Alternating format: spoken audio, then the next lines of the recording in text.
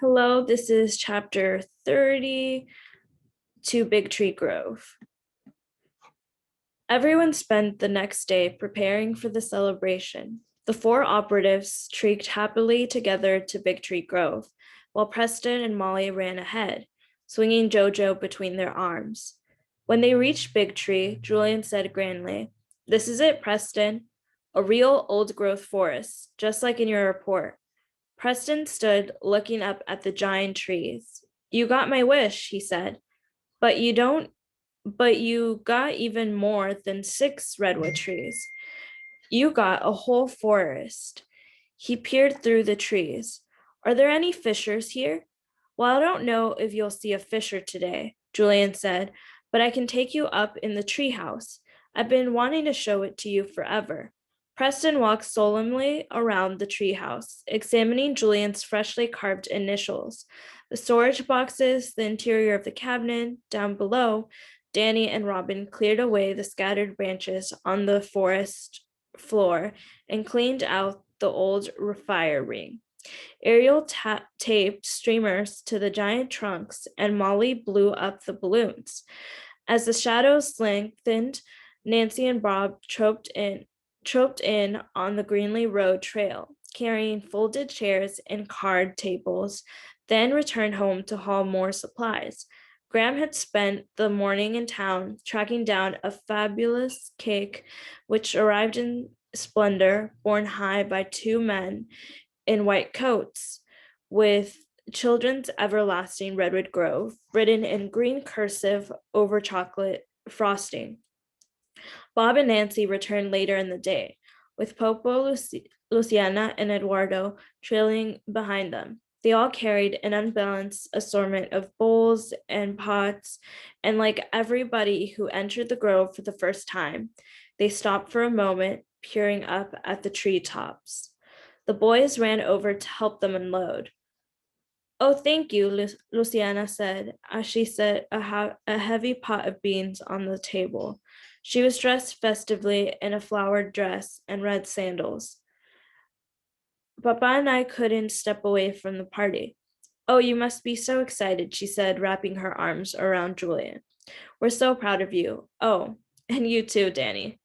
She gave him a brief inspection before squeezing him tightly. "I saw your picture in the newspaper. They hung the article on the bulletin board at work. You guys are like little heroes." The two boys stood grinning sheepishly as she hugged them again. "Now, Danny, you come with me," Luciana said, pulling him by the arm. "Help Papa and me set up all the food." Popo smiled proudly at Julian. "So your protest worked. Not exactly how you intended, but even better. That doesn't happen too often." "Thanks for sending Bruce," Julian said. "You saw the article?" "It's in the scrapbook," Popo answered, "and I emailed a copy to your mother. I thought you might want to tell her at the end of the story yourself." Julian imagined how surprised his mom would be when she saw the picture of him and Danny up in the treehouse, and she wouldn't even know the half of it. "If we hadn't been in the newspaper, none of the other stuff would have happened," Julian said. Sorry. Okay, let's see. Where was I? I'm just gonna start from here. "It's in my scrapbook," Popo answered, "and I emailed a copy to your mother. I thought you might want to tell her the end of the story yourself." Julian imagined how surprised his mother would be when she saw the picture of him and Danny up in the treehouse, and she wouldn't even know the half of it. "If we hadn't been in the newspaper, none of the other stuff would have happened," Julian said. "The protesters and the board getting upset, and Graham coming out." She turned to Graham, who had just arrived and was fussing over the cake. "Graham," he called out, "do you know my grandmother, Eleanor Lee?" "Abigail Carter?" Graham said, taking a few steps towards them and casting an appraising eye over Popo. "Unfortunately, we never met, but I'm sure we won't be strangers for long. We appear to have something very significant in common." Julian stared at the two grandmothers. Gram stood tall and aristocratic in her red suit. A smile played on her lips as though she were contemplating some private joke. Pope peered through her glasses with a journalist's exact gaze, her dark eyes taking measure of everything she saw. It suddenly struck Julian how strange it was that he should be descended from two such different people. How weird and improbable that their DNA would end up mixed together in his own body. So Julian, Graham said, Preston and I have a little tradition where he comes to visit me in Cape Cod for the last week in August. If you came, the two of you could amuse each other. We would fly at last, Julian turned to Popo. Do you think I could? He asked. Well, your mother will be back on the 1st of September, so we'll have to check with her, Popo said. And I was hoping you'd help me go house hunting. I've put in the transfer to the San Francisco office. Graham smiled tidily. You're moving to San Francisco? I'm starting to miss the fog, Popo said, and I wouldn't mind being closer to Julian and his mother. Of course, Graham said. Though we'll have to discuss Thanksgiving, I'd love to have my two grandsons together. Thanksgiving is a big tradition in the Carter clan. Don't forget, Julian is my only grandchild, Popo answered. Julian watched his grandmothers in astonishment. Beneath their curious veneer, the two of them were practically fighting over him. Well, Eleanor, Graham said with a laugh, looks like we'll have to determine how to share Julian. He may end up with quite a few frequent flyer miles.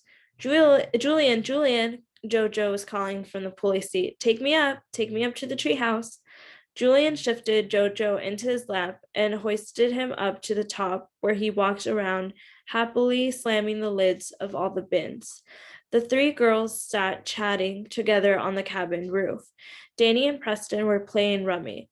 Below them, Big Tree Grove stood transformed. The ancient trees were festooned with green and gold streamers and balloons, and every square inch of the tables were covered with food. Luciana was handing out little glasses of grape juice and champagne. Julian heard a sharp clinging sound and looked down to see Graham tapping a spoon against her champagne glass. Good afternoon, she announced in her grand voice. I would like to officially welcome you all to the unofficial dedication of Big Tree Grove, and to thank you all for responding so generously to my call for a little celebration. She looked about the gathering with a patrician air. I don't know if I said that right, but maybe. Welcome. Graham's eyes rested on Popo. She hesitated a moment, then graciously, there's one person here today who shares with me the honor of being Julian's grandmother, and I would be most appreciative if she would start us off with a toast. Popo looked surprised, but took a step forward and stood for a moment, gathering her thoughts. To the children, she said in a surprisingly loud voice, may they continue to know what's worth fighting for. May they continue to explore new places and make new friends. They fought hard to protect this beautiful place. I know their future will be bright. Hear, hear, the children shouted from the treehouse, and Nancy called out. When we first met Julian, he kind of washed up on our doorstep. She gave him a fond nod. But since then, he's won our hearts. We hope he'll come back next summer and every summer. He's like a part of our family now. And here's to the rest of them, too, Bob said, lifting his glass to the treehouse. We've watched Robin and Ariel grow up to be the outstanding young ladies they are. And Julian and Danny are pretty terrific, too. I knew Ed Greenlee all my life, and it would have broken his heart to see these trees cut down. All these 4 kids, nothing could stop them, even me, he said with a grin. So I would like to give a toast to the 4 fabulous kids. And Molly, Robin yelled down from the treehouse. She did as much as any of us. And Preston, Julian called, our best fundraiser. To all the kids, then, said Bob, raising his glass to the treehouse. Everybody cheered again and sipped from their glasses. Attention, attention, please, Danny called from the treehouse deck. I would like to make a toast to Julian, the new heir to Big Tree Grove. He's been my best friend since kindergarten. He's never let me down. What can I say? He's awesome. He's brilliant. He made me do some things I didn't want to, but I forgive him. 3 cheers for Julian. Hip, hip, hooray. And then from all around, cries of hip, hip, hooray lifted into the air. After the cheers died down, everybody looked around for the next toast. Finally, Graham stepped forward again. If everybody has had a chance to speak, I will take my turn. She cleared her throat abruptly. It gives me enormous pleasure to dedicate Big Tree Grove to the young people of this great country. She raised her glass to Julian in the treehouse. Not so long ago, I lost a son. I almost lost my grandson as well. Her proud voice cracked for a moment, and she hastily wiped at her eyes. But through his actions, he reached across a continent and found me. I hope it's not too late for us to have many fine years together. The forest glowed in the late afternoon sun. Graham took a deep breath and looked about at the majestic trees, the arching ferns, the treehouse perched in midair. There is no greater legacy I could leave Julian than to preserve and protect Big Tree Grove. It is an extraordinary place. I find my grandson and his friends extraordinary as well. Extraordinarily courageous, extraordinarily farsighted, extraordinarily clear thinking. May they have these qualities always. The glasses were raised again. Julian drank the sweet grape juice and looked at the faces of the friends and relatives gathered around. To grandmothers, Robin cried out. To friends, Ariel raised her glass high in the air. To Big Tree Grove, Julian called exuberantly from the treehouse. May it stand forever. And now let the feasting begin. The celebration lasted well into the evening. There was all the food to eat. There was a ribbon cutting ceremony and a formal tree planting, both hastily organized by Robin and Ariel. Then there was the cake. Julian got the first piece, filled with chocolate and coffee and cream and bits of toffee, every bit as fabulous as Graham had promised. Nobody wanted to leave. Cups were refilled, the last of the cake disappeared, the pulley seat creaked up and down. As the light faded, the children began gathering wood for a fire. Graham asked to see Julian's pocket knife, and he went to the treehouse to retrieve it. From the top, he could see everybody assembled, and he climbed onto the roof for a better view. Standing with a foot on each slanted side, he stretched the happy stretch of a boy filled with chocolate cake, and his fingers grazed a branch above him. With surprise, he realized that he was standing on the very tip of the roof. He could just reach his hands around the branch. He hoisted himself up and swung one leg over, and then the other. Now the slender branches led up and up like a staircase, and Julian climbed until he was high above the ground, high above the treehouse, higher even than some of the treetops. The bark was rough and sticky under his hands. In the twit-lit space between the branches, a distant star blinked into view. Far below, the campfire was shining, and he could hear the sounds of singing rising up toward him.